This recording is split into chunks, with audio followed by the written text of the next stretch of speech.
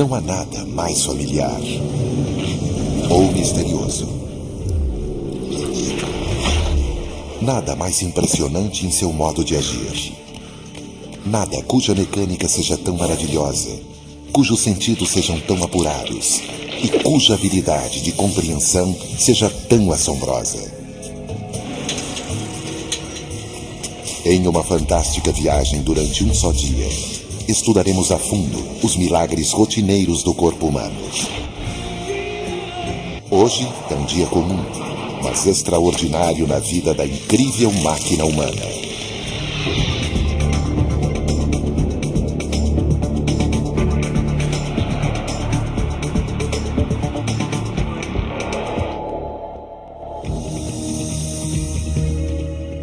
Não passamos de poeira das estrelas. Oxigênio, carbono, hidrogênio e alguns outros elementos que não custariam quase nada em uma farmácia de manipulação. Mas em um local adequado por cerca de 3,8 bilhões de anos, essa mistura mundana de moléculas se tornou valiosa.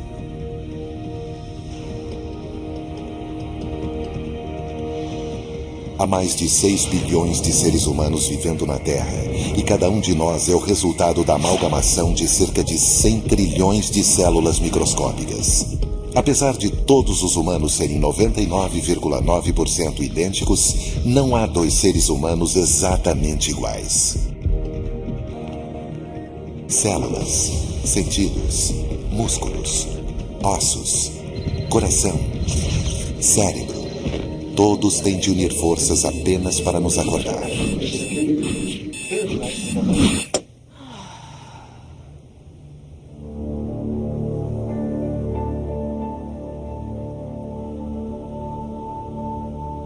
Na superfície de tudo, uma camada veludada de células e proteínas segura nossos órgãos do lado de dentro e nos protege do meio externo. É nossa armadura, nosso radiador, nosso ingresso para o prazer e para a dor. É o maior órgão do corpo humano, a pele. A pele é macia e sedosa aos olhos e ao toque. Mas um olhar mais de perto mostra um cenário bem diferente. Aumentada 600 vezes, a camada mais externa de nossa pele não é nada mais do que células mortas, cheia de pequenas cavidades e ranhuras e incontáveis poros. Olhando ainda mais de perto, podemos ver centenas de milhares de bactérias habitando cada centímetro do nosso corpo.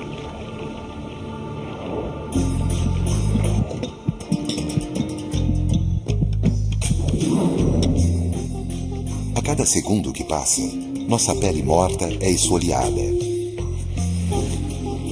Liberamos pelo menos 600 mil partículas de pele por hora, aproximadamente 700 gramas por ano, o que significa cerca de 80% da poeira que temos em casa.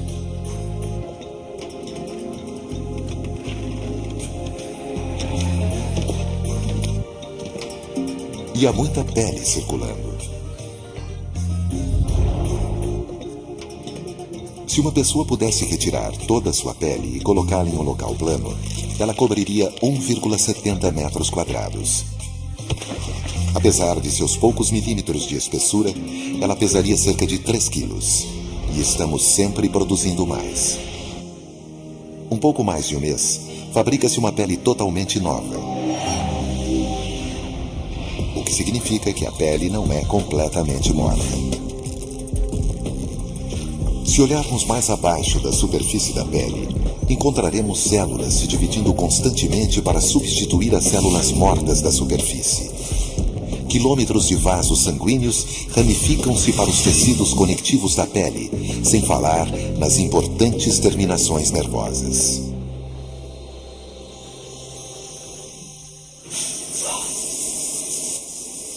72 quilômetros de nervos descem desde a nossa cabeça até o nosso dedão do pé.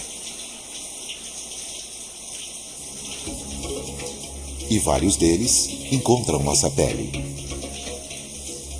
Em algumas partes, mais do que em outras. Se a sensibilidade fosse relacionada ao tamanho, seríamos algo parecido com isso. Nossas mãos, pés, língua e lábios supersensíveis, equipados com receptores de toque, seriam muito maiores. Por outro lado, nossas pernas seriam semelhantes às de galinhas.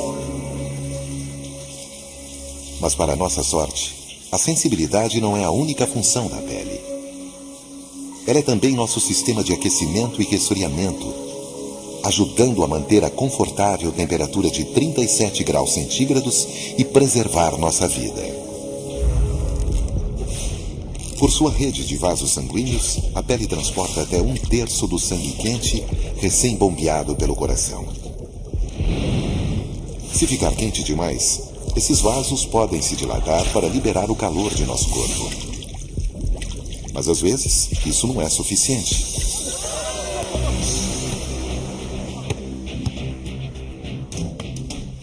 Exercícios físicos podem aumentar a nossa temperatura alguns graus acima do normal. Um estado possivelmente mortal se não fosse pela brilhante rede de segurança da pele, o suor. Mais de 2 milhões de poros em nossa pele conseguem produzir cerca de 2 litros de suor em uma hora.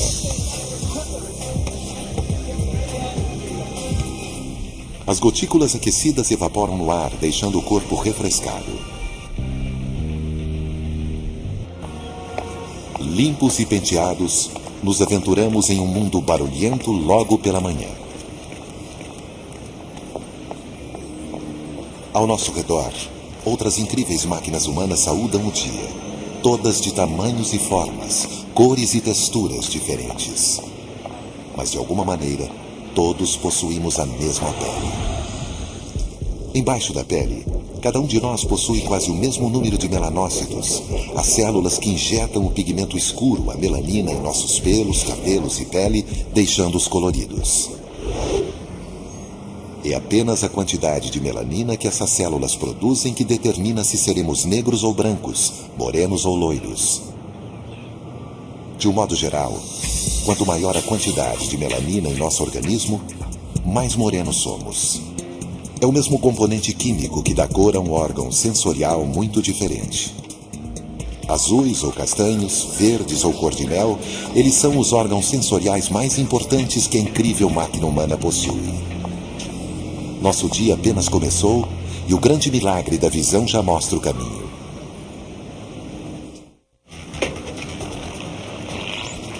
Passar pela correria da manhã é uma coisa que a maioria dos humanos faz no piloto automático, esquecendo-se de que essa incrível tarefa está aos cuidados de nossos 2 globos gelatinosos.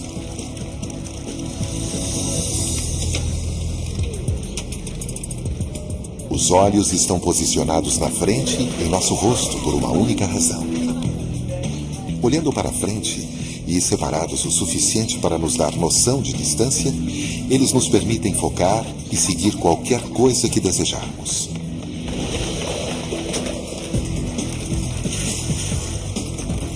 Em milésimos de segundos, nossos olhos localizam, seguem, focalizam e processam frações de imagens de 2,5 centímetros ou movendo-se a centenas de quilômetros por hora, permitindo-nos sentir e apreciar o mundo ao nosso redor, mais do que qualquer outro sentido.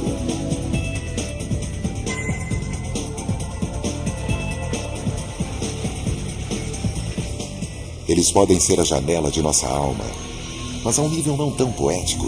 Os olhos são apenas ceifeiros famintos de luz, capturando-a e traduzindo-a em impulsos elétricos que o cérebro possa entender.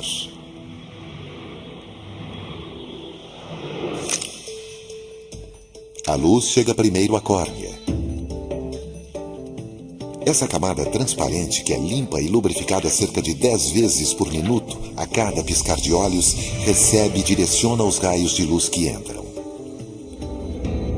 Dali eles passam através da abertura escura da pupila, depois por uma lente transparente de proteína. Porteiros da luz. Os músculos ao redor da íris colorida mantêm a pupila fechada para que não entre luz demais. Quando não há luz o suficiente, a íris relaxa e a pupila se abre. Em apenas uma fração de segundo, ela pode oscilar entre os 2 modos. Direcionada pela córnea e pelo cristalino, a luz vai para a parte mais gelatinosa do olho e para cima de sua parede anterior.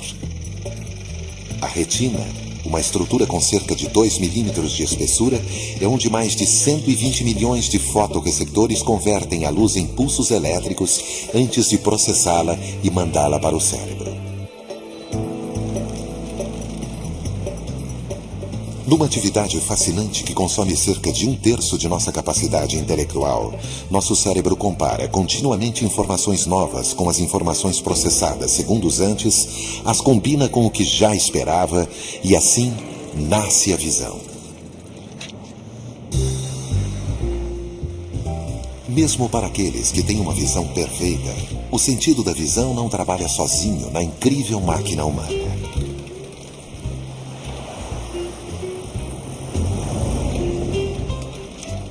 Em cada lado de nossa cabeça, temos os microfones do corpo, os ouvidos. Mas os ouvidos fazem muito mais do que apenas ouvir.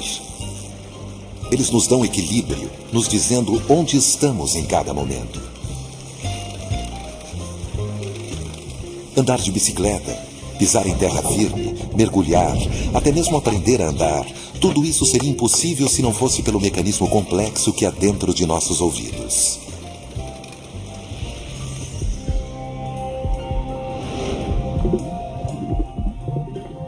Aqui, 3 tubos cheios de fluidos funcionam como o nível de um carpinteiro para nos ajudar a manter o equilíbrio.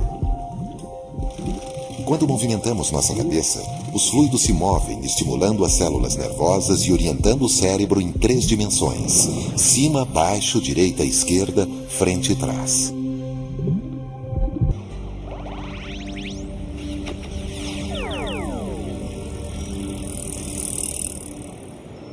Nossos ouvidos fornecem outra sensação potente para enriquecer nossos dias. Toda vez que uma pessoa ou qualquer outra coisa se move ou vibra, criam-se vibrações no ar, ondas distintas que viajam em diferentes frequências, atingindo nossos ouvidos a cerca de 1.200 km por hora e produzindo sons.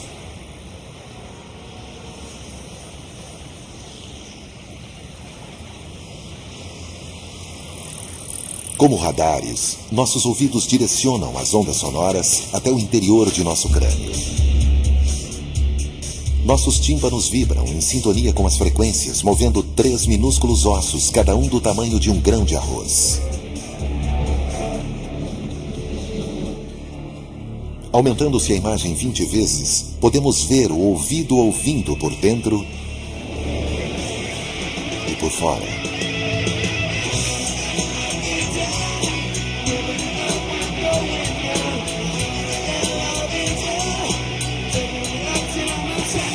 Os movimentos dos ossos são convertidos em pulsos de pressão que fazem vibrar um fluido que move minúsculos pelos, que por sua vez estimulam células nervosas, que traduzem tudo isso para o cérebro.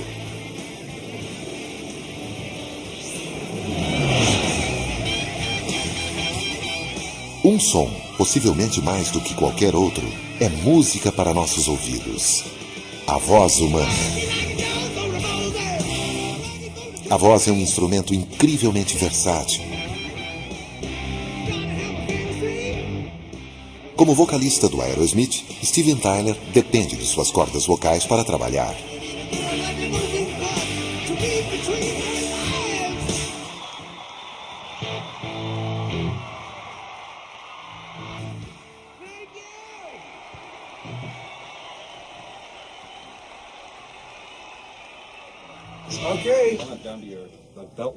Esta noite, enquanto Aerosmith se apresenta, o Dr. Stephen Seidels e sua equipe do Hospital Central de Massachusetts receberão um raro convite. Com a ajuda de equipamentos especiais de monitoramento, eles verão como esse famoso par de cordas vocais consegue trabalhar ao extremo.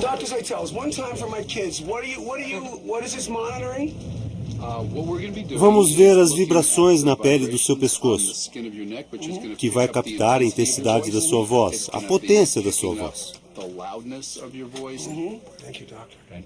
Into the abyss. Into the great beyond. With Dr. Zeitel. And that one? Nos bastidores do concerto de hoje, Zeitels vai usar um endoscópio para examinar o aparelho fonador de Steven Tyler de perto. Try not to touch the sides. Yep. Turn that for me. Just breathe. É uma rara perspectiva sobre como trabalha a voz de um cantor famoso. Medições em tempo real de um artista que está se apresentando para milhares de pessoas. Isso nunca foi feito antes.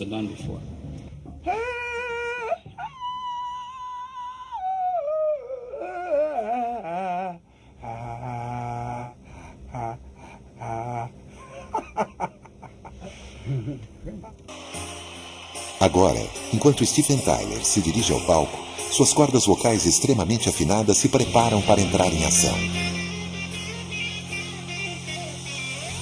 Esse é o Steven Tyler por fora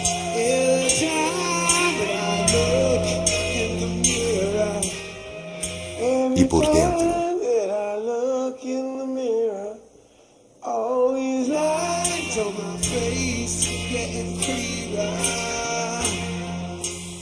Toda vez que exalamos ar, forçamos nossas duas cordas vocais membranosas. Quando as juntamos, elas vibram. Essas vibrações produzem som muito parecido com quando tocamos uma corda de violão e ela vibra. Músculos abrem e fecham as cordas vocais, mudando o tom da voz. Para produzir notas graves, as cordas vocais se afrouxam e vibram mais lentamente. Mas para esses falsetes, as cordas vocais se esticam ao máximo e vibram praticamente até o seu limite.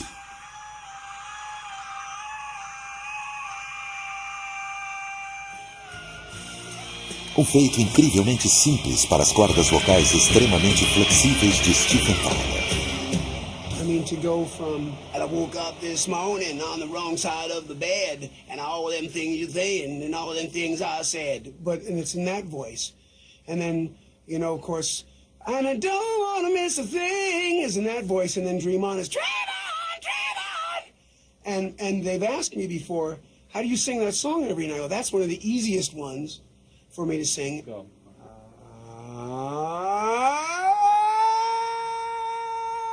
E a transformação dessas vibrações vocálicas em música acontece muito mais acima na garganta, boca, língua e nariz.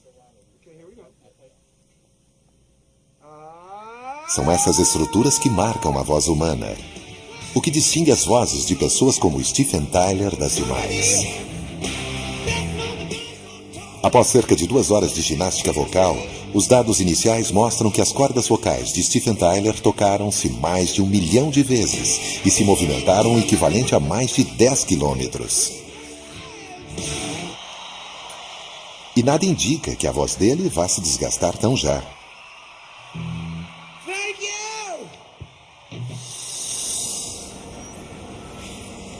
Por mais dramático que possa ser, cantar é um efeito colateral de um processo muito mais importante. A verdadeira razão pela qual o ar passa pela nossa boca é para a respiração. Não sobreviveríamos mais do que alguns minutos sem respirar. Cada vez que aspiramos, nossas narinas ou boca sugam uma pequena quantidade de ar, cerca de 20.000 vezes por dia. Podemos acompanhar a jornada do ar garganta abaixo, passando pela caixa fonadora e pela traqueia. Conforme se aproxima dos pulmões, o ar pode ir para o lado direito ou esquerdo, mas ambos os pulmões levam ao mesmo destino. Os brônquios nos pulmões dividem-se em milhares de pequenos bronquíolos, que filtram passo a passo agentes químicos, poeira e fumaça presentes no ar, até que finalmente desembocam em uma bola em forma de bolsa chamada alvéolo. Existem mais de 300 milhões de alvéolos espalhados em cada pulmão com uma área de superfície combinada equivalente a 1/3 de uma quadra de tênis. Em menos de um segundo, as moléculas de oxigênio saem dos pulmões através das paredes com a espessura de uma célula. Elas entram na corrente sanguínea e se espalham rapidamente pelo corpo, fornecendo recursos preciosos para cada uma de nossas trilhões de células, supondo que o ar chegará ao seu destino final. As partes em azul mostram como um pulmão saudável despeja oxigênio na corrente sanguínea. No pulmão desse fumante, o oxigênio não é liberado tão bem. Em seguida, na expiração, o gás carbônico, o produto restante da respiração, faz o caminho inverso.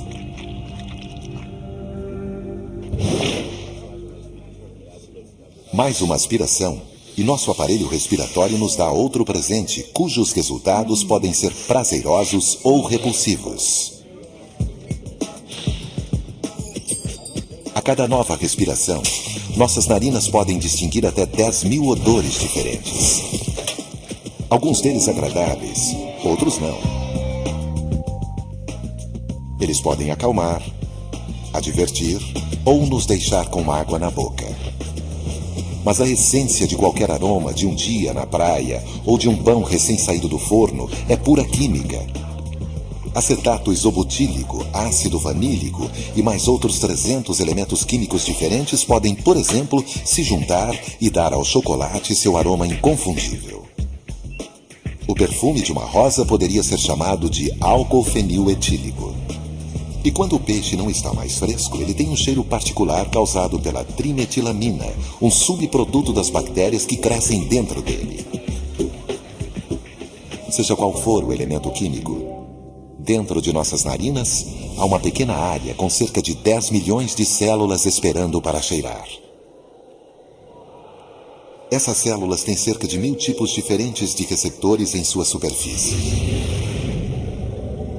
Quando um determinado odor encontra seu respectivo receptor, um sinal elétrico é enviado ao cérebro e, finalmente, a incrível máquina humana sente o cheiro. De modo geral, nosso sistema respiratório é um engenhoso dispositivo de múltiplas atividades, capaz de selecionar milhares de cheiros a cada inalada e de produzir milhares de sons ao exalar o ar. Mas não importa a intensidade do prazer causado por esses subprodutos. A respiração é a principal função de nosso sistema respiratório.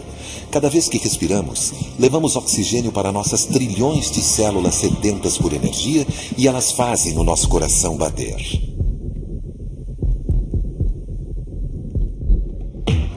A cada segundo de cada dia, cada célula de nosso corpo precisa de oxigênio para ter energia, trabalhar e sobreviver.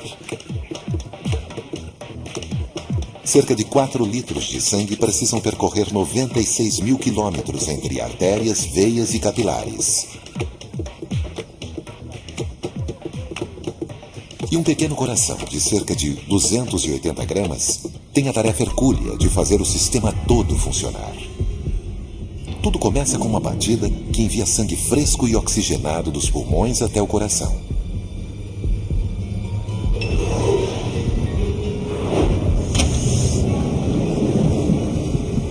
Se pudéssemos armazenar a energia produzida por todos os batimentos cardíacos de um dia, poderíamos levantar um carro a cerca de 9 metros do chão. O coração é uma bomba muscular. Mesmo se for removido, ele pode funcionar sozinho. Sua engenhosidade está nas células cardíacas, milhões delas batendo em sintonia. Claro que não basta uma boa bomba para fazer o sangue circular por todo o corpo. É preciso também um bom encanamento. Uma vez fora do coração, o sangue carrega o oxigênio por artérias cada vez menores, alcançando por fim redes de capilares mais estreitas ainda. Esses vasos são tão finos que os glóbulos vermelhos de milésimos de centímetros têm que se espremer para passar por eles.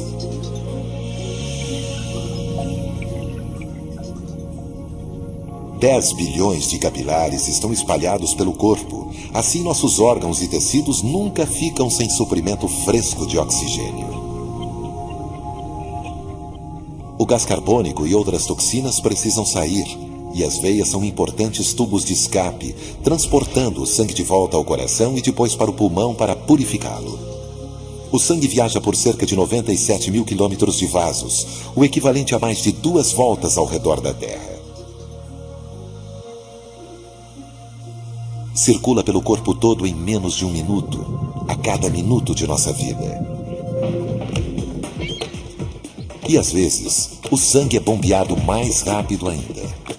Quanto mais oxigênio nossas células queimam, mais depressa nosso coração e vasos sanguíneos precisam trabalhar.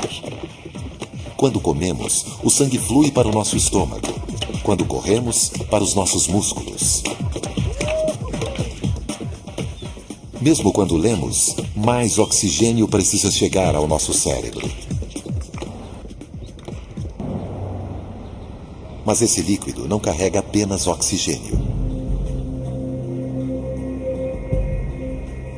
Em uma única gota de sangue, até 400 mil glóbulos brancos estão em constante patrulha, procurando corpos estranhos como vírus e bactérias e ameaças internas como o câncer e os atacando.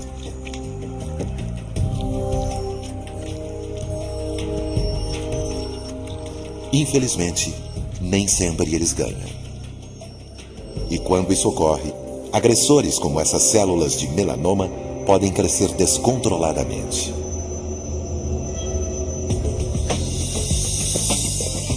Quer nossas células trabalhem a nosso favor ou não, uma coisa é certa: trabalhamos incansavelmente por elas. Desde que acordamos, nosso coração já bateu mais de 20 mil vezes, levando o oxigênio vital para 100 bilhões de células. Mas essa máquina não precisa apenas de ar. Ela também precisa de combustível.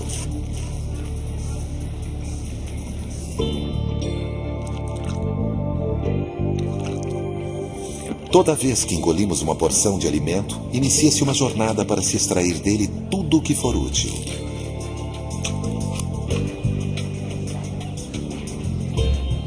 Sentamos para almoçar, e nas 30 horas e nos 6 metros que a comida leva para ser digerida, convertemos plantas e animais em energia e absorvemos seus constituintes químicos em nossa própria carne e sangue.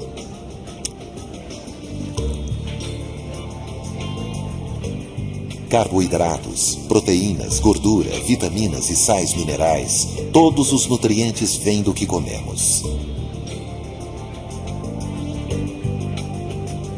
A digestão, na verdade, inicia-se antes de a comida passar por nossos lábios.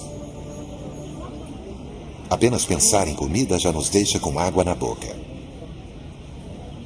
Salivamos cerca de meio litro todos os dias. E há nessa saliva enzimas que, juntamente com os nossos dentes, começam a quebrar os alimentos que comemos.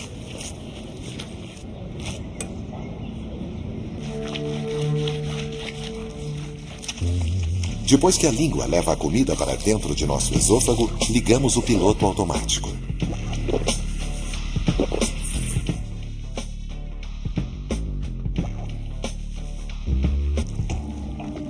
Uma típica descida por nosso esôfago leva apenas 5 segundos. Daqui, ela é apertada como um tubo de pasta de dente. Quando passa pelo estômago, como está acontecendo aqui, é hora de ir mais devagar e ser digerida. Normalmente, esse saco elástico em forma de J não é muito maior que um punho. Mas após uma grande refeição, ele pode se expandir e aumentar mais de 20 vezes o seu tamanho. Pelas próximas horas, sucos gástricos altamente ácidos serão expelidos das paredes do estômago, quebrando as proteínas do alimento, enquanto as contrações musculares fazem com que o alimento seja triturado até virar uma pasta. A acidez é tanta que o estômago precisa liberar continuamente uma camada de muco protetor para que não digira a si mesmo. Por isso ele absorve muito pouco nutrientes. Então o alimento passa pela linha de desmontagem de 6 metros, que é o intestino delgado, que podemos ver com a ajuda dessa câmera especial em forma de pílula. Por cerca de 5 horas, os componentes do alimento são amassados, espetados, borrifados com sucos digestivos e espremidos, até que os elementos importantes passem pela parede do intestino e entrem na corrente sanguínea. Daqui, a maior parte dos nutrientes de nosso alimento vai diretamente para o fígado, o maior órgão interno humano. O fígado quebra, remonta e distribui os nutrientes para nossas células para gerar crescimento e energia. Nosso corpo tenta equilibrar a ingestão de energia. Mas às vezes, ingerimos mais energia do que gastamos. O resultado? Gordura. É assim que é a gordura do lado de dentro e do lado de fora. Não são necessárias